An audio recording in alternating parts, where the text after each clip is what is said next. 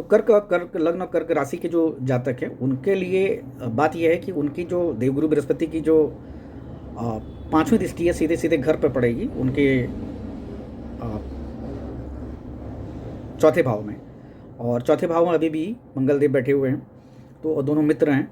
तो इस बीच ये दोनों फायरी प्लैनेट हैं। इस पर ये हो सकता है कि घर को लेके आप जो अगर बदलाव करना चाह रहे हैं, घर में कुछ नई चीज़ लाना चाह रहे हैं, कुछ गाड़ी या कोई सुख से जुड़ी चीज़ें, उसमें आपको फ़ायदा हो जाएगा। और सातवीं दृष्टि जो है उनकी, जो वो सीधे सीधे छठे भाव में पड़ेगी, और छठे भाव जो है वो रोक ऋण कर्जे का है। अगर आप कर्ज लेना चाह रहे हैं या आप अभी तक कर्ज लिया है और नहीं उतर रहा है, तो उसके लिए भी आप प्रयास करेंगे तो आपको इसका फ़ायदा होगा। और नवीं दृष्टि सीधे सीधे उनके आपके अष्टम भाव में पड़ेगी। अष्टम भाव जो है बगैर किसी मेहनत के किए हुए धन का भाव है। अगर आपने कोई ऐसा, आपको ऐसी प्रॉपर्टी मिल सकती है जो आपके पिता से या आपके दादा से या कोई पूर्वजों की प्रॉपर्टी वो मिल सकती है, ऐसा कोई पुराना धन मिल सकता है, तो ये आपको इसका ये बेनिफिट होगा। इसके अलावा ये साधना का भी भाव है, आप डीप साधना कर सकते हैं, क्योंकि वैसे भी वो 12 नंबर के भाव में जा रहे हैं। तो किसी मंत्र की साधना कर सकते हैं, अकेले में साधना कर सकते हैं, या कोई रिसर्च से जुड़ा काम कर सकते हैं। ये भी आप इस बीच कर सकते हैं, जो ये देवगुरु बृहस्पति का भ्रमण हो रहा है। अब आते हैं सीधे कर्क के बाद हम आते हैं सिंह राशि और सिंह लग्न के जातकों के लिए। सिंह लग्न के जो जातक हैं उनके लिए देवगुरु बृहस्पति का भ्रमण जो है ये 11 नंबर के भाव में हो रहा है। और 11 नंबर का भाव जो है वो नेटवर्किंग का है, बड़े लोगों से मिलने जुलने का है, धन का भाव है, कर्म से मिलने वाले धन का भाव है। तो क्योंकि सिंह राशि जो है, लग्न जो है वो देवगुरु बृहस्पति के अपने मित्र की राशि है, तो यहाँ पर बहुत ज़्यादा नुकसान नहीं होगा जातकों को। इसमें ये हो सकता है कि नेटवर्किंग आपकी बड़े लोगों के साथ उठना बैठना, धन, सरकार से जुड़ा हुआ धन मिल सकता है, या पिता से, क्योंकि सूर्य पिता के भी कारक हैं, तो उससे जुड़ा हुआ धन मिल सकता है आपको। अब ये आपके लिए सिंह राशि की या जातकों, लग्न के जातकों के लिए फायदे का सौदा है, देवगुरु बृहस्पति का जो राशि परिवर्तन है। अब उनकी पांचवी दृष्टि पड़ेगी सीधे सीधे आपके तीसरे नंबर के भाव पे, और जो तीसरा नंबर भाव है पराक्रम का है, मेहनत का है। तो सरकार से जुड़े मेहनत कर सकते हैं, काम करेंगे, मेहनत करेंगे, इसका रिजल्ट मिलेगा, इसका फायदा मिलेगा, क्योंकि देवगुरु बृहस्पति वैसे ही आपके 11 नंबर के भाव में बैठे हुए हैं, तो आपको इससे फायदा मिल जाएगा सीधे, जो आपका जो देवगुरु बृहस्पति का ये भ्रमण है। इसके अलावा जो उनकी जो सातवीं दृष्टि पड़ेगी वो सीधे सीधे आपके पंचम भाव में पड़ेगी। पंचम भाव जो है वो भी सूर्यदेव की खुद का भाव है। तो आपके लिए नई शुरुआत, सरकार से जुड़े हुए कामों का शुरुआत, नेटवर्किंग से जुड़े शुरू का काम का अगर करना चाहें उससे कर सकते हैं, नई फेम आपको मिल सकता है। ये आपके लिए एक फ़ायदा देगा जो देवगुरु बृहस्पति का जो राशि परिवर्तन है।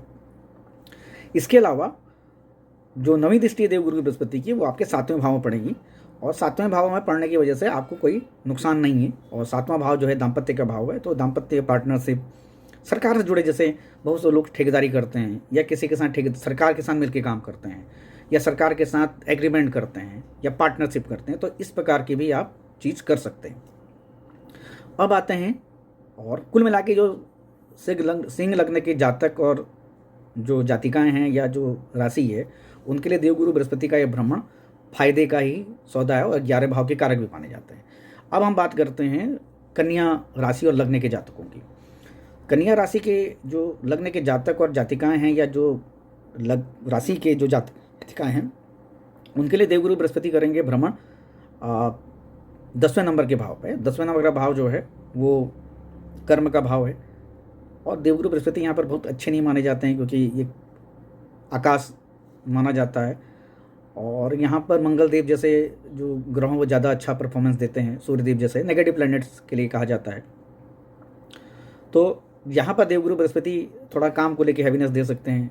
अगर आप परिवर्तन करना चाह रहे हैं, नौकरी परिवर्तन करना चाह रहे हैं, तो आपको रुकना चाहिए, आपको देखना चाहिए।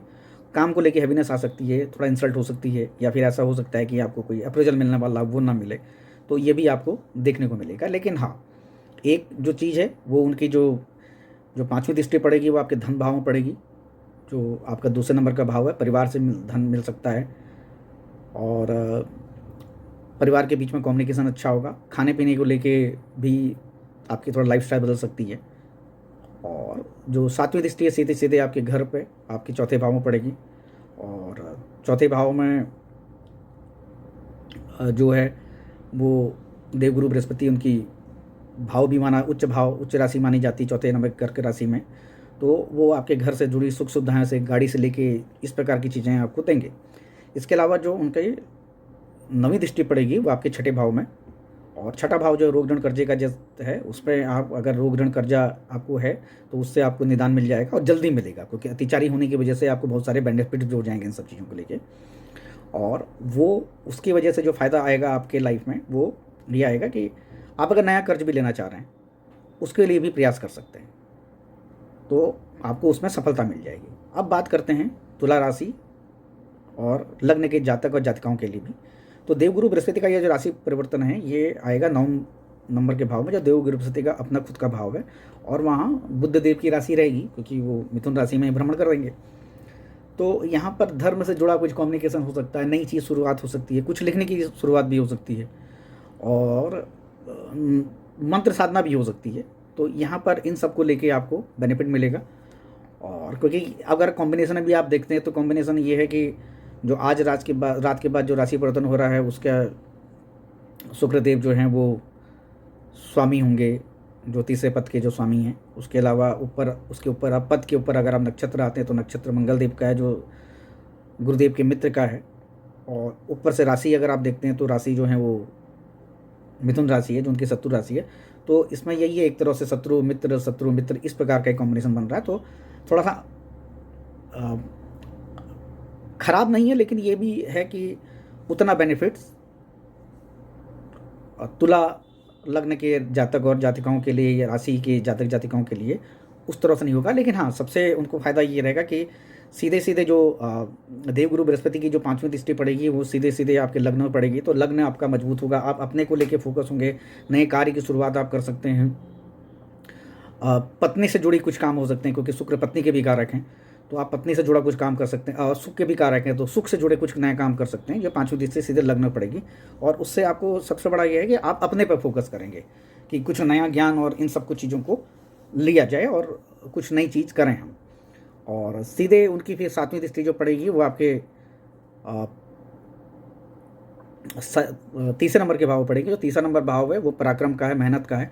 तो जैसे ही वो मिथुन राशि में प्रवेश करके थोड़ा हैवीनेस दे रहे थे, वहाँ पर थोड़ा सा चीज़ों को स्थिर कर रहे थे, वैसे ही जब वो 9वें भाव में जाएंगे तो सीधे तीसरे भाव को एक्टिवेट कर देंगे। तो 7वीं दृष्टि दे के जो तुला राशि और लग्न के जातक हैं वो अपना कम्युनिकेशन बढ़ा सकते हैं, उनके कम्युनिकेशन में फ़ायदा हो सकता है, आसपास के लोगों से एक नई रिश्तेदारी नातेदारी हो सकती है, उनके साथ नया सहयोग हो सकता है, तो कोई नई डील आ सकती है आपके लाइफ में, ये हो जाएगा। और 9वीं दृष्टि सीधे पंचम भाव में होगी, और पंचम भाव जो है वो बच्चों का है, नई शिक्षा का है, ज्ञान का है, विद्या का भी है, शुरुआती विद्या का, नई चीज़ सीखने का भी है, नई फेम का भी है। और वहाँ पर आपको इन सब का फ़ायदा हो सकता है। जो बच्चे का प्लान कर रहे हैं तो वो भी देवगुरु की बृहस्पति की जो 9वीं दृष्टि है सबसे शुभ मानी जाती है, तो आप बच्चे का प्लान कर सकते हैं। जिन लोगों के अभी तक बच्चे का प्लान नहीं किया है या नई शादी हुई है, सोच रहे हैं, तो वो उसके लिए भी कर सकते हैं।